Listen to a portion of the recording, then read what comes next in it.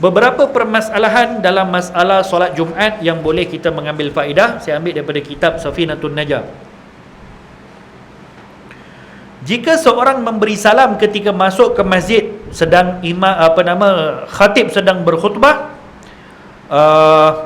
haram hukumnya untuk jawab. Haram hukumnya untuk jawab.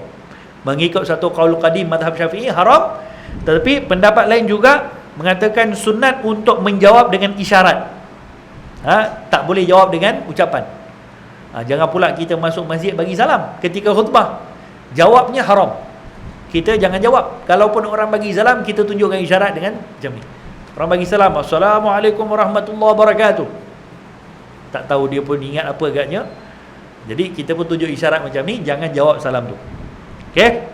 Dan kita bagi tahu tadi antara perkara-perkara yang makruh ketika kita mendengar khutbah adalah bercakap atau membuat perkara-perkara lain walaupun perkara itu adalah perkara ibadat.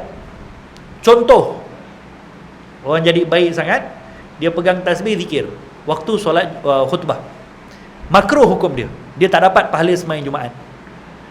Tak dapat pahala sempurna sembahyang Jumaat. Sebab apa? Itu bukan waktu zikir. Itu waktu untuk dengar khutbah. Sama juga kadang-kadang orang hadir majlis ilmu tapi duduk berzikir. Itu juga bukan amalan yang bagus. Kerana apa? Kerana waktu itu dia hadir majlis ilmu, belajarlah ilmu. Kalau majlis zikir, zikir. Jadi jangan hadir majlis ilmu duduk berzikir pula. Kalau macam tu jangan hadir. Kerana majlis ilmu pun adalah majlis zikir kepada Allah Ta'ala. Jadi ketika kita solat Jumaat, tidak diperbolehkan untuk buat apa saja ibadah.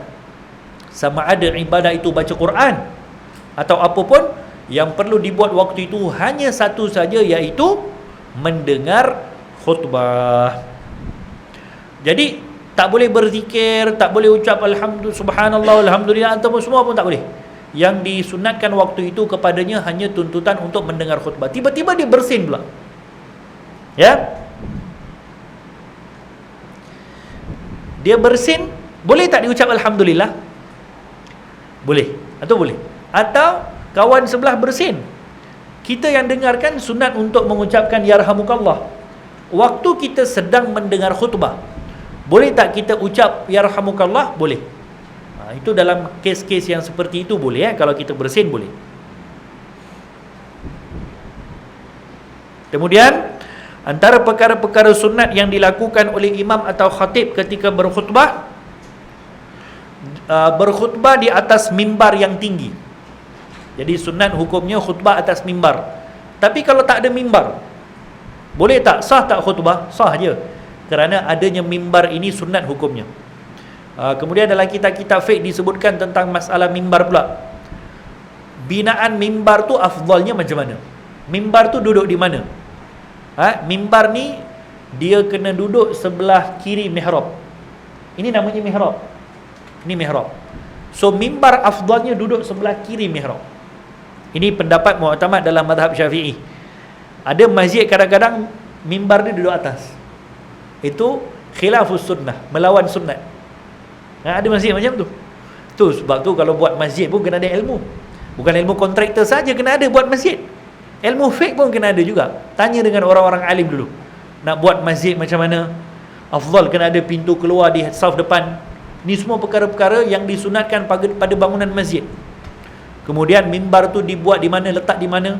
Banyak masjid mimbarnya duduk atas mihrab. Mengikut pendapat kuat dalam mazhab Syafi'i, itu adalah khilafus sunnah. Kerana sunat mimbar duduk di sebelah kiri.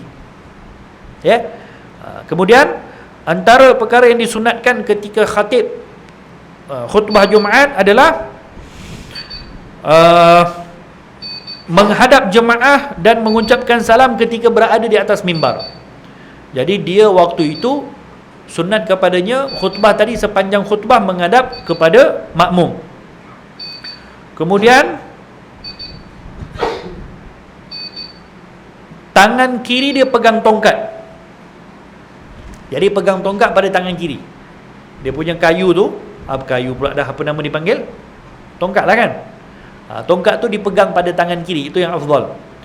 Kemudian tidak memberi isyarat dengan jari-jari tangan kecuali jika perlu. Maksudnya sunat kepada khatib yang berkhutbah untuk tidak banyak menggerakkan tangan. Ni kalau orang dah khutbah syok sangat ni, kadang kita dengar macam best, tapi tangannya macam ni, ini makruh hukumnya.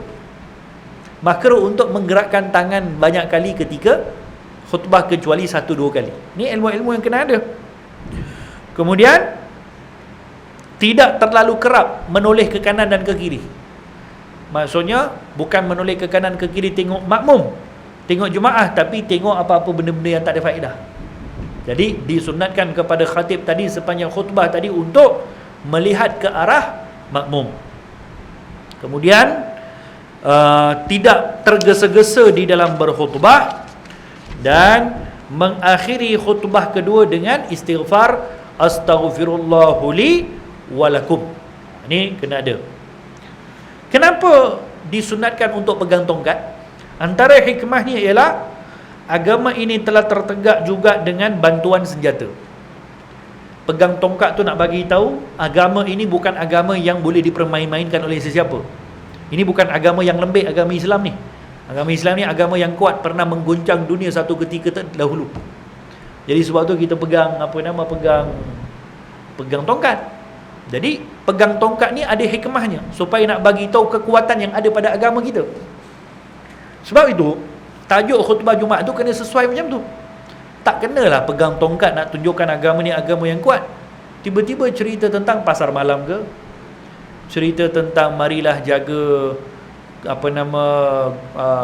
kebersihan longkang-longkang ke, itu tak kena. Itu bukan tempat untuk tajuk khutbah Jumaat. Jadi khutbah Jumaat ni isu semasa yang sekira-kira isu itu akan